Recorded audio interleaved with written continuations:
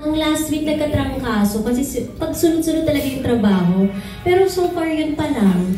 And much better na. And medyo lumusog ako ng very light kasi nga dahil dun sa tubig and all. But now it's getting much better. At yun, walang katotohanan na magkaka-cancer ako. Hindi yun true. Huwag kayo mag-alala. Wala kami nung salat. Kumalat ba yun? Oo, yung mama ko nga nag-alala dun. Tapos inaano niya ako, sabi ko, mama, kalma.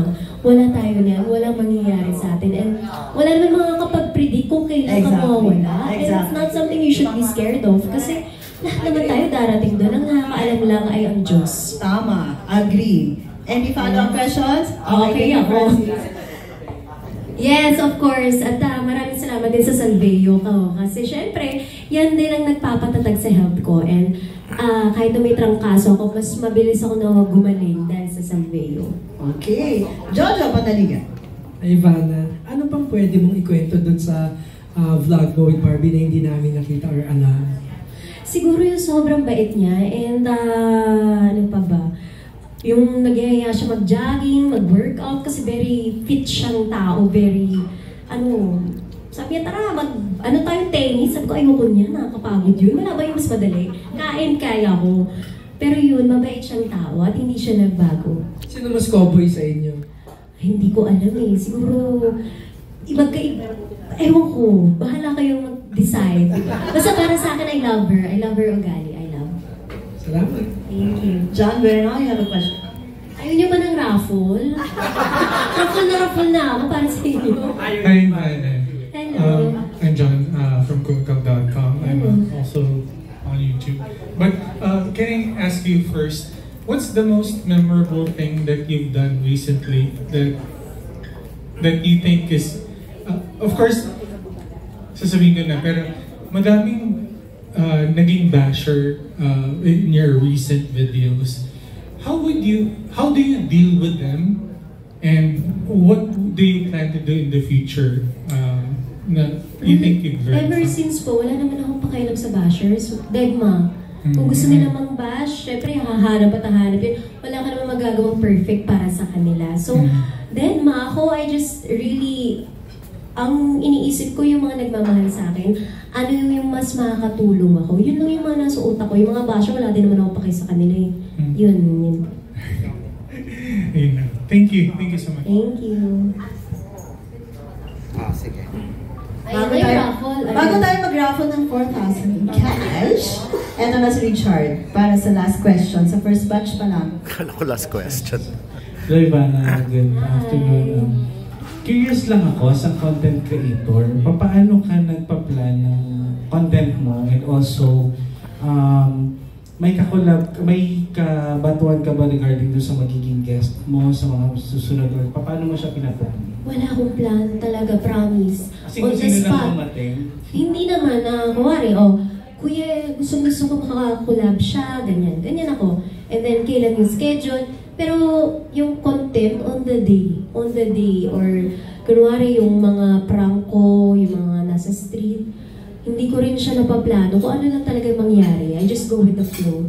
Yun, yung pag-iisip talaga, medyo, syempre ang hirap maging content creator kasi you have to keep thinking. At lagi ko pa sinasabi, wala akong team na nag-iisip for me, lahat talaga ako. So, minsan na-burn out na ako, so pagka ganun, pahinga lang ako.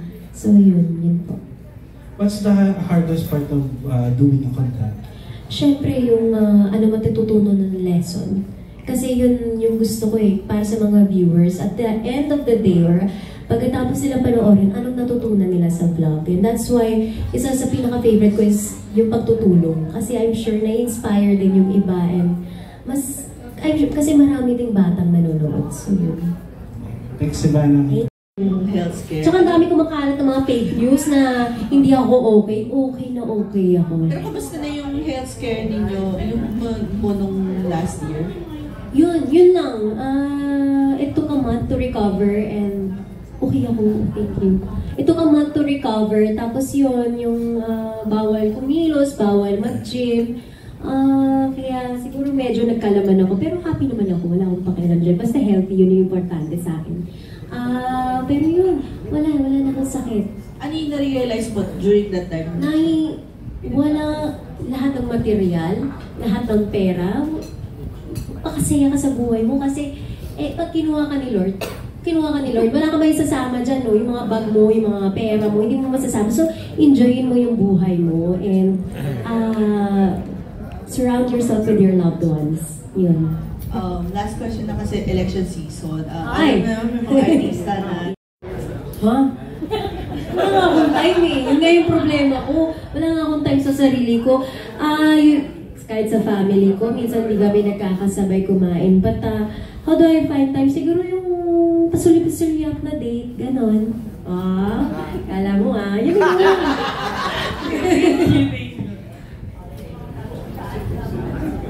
Chad Rosette. Hi, Ivana.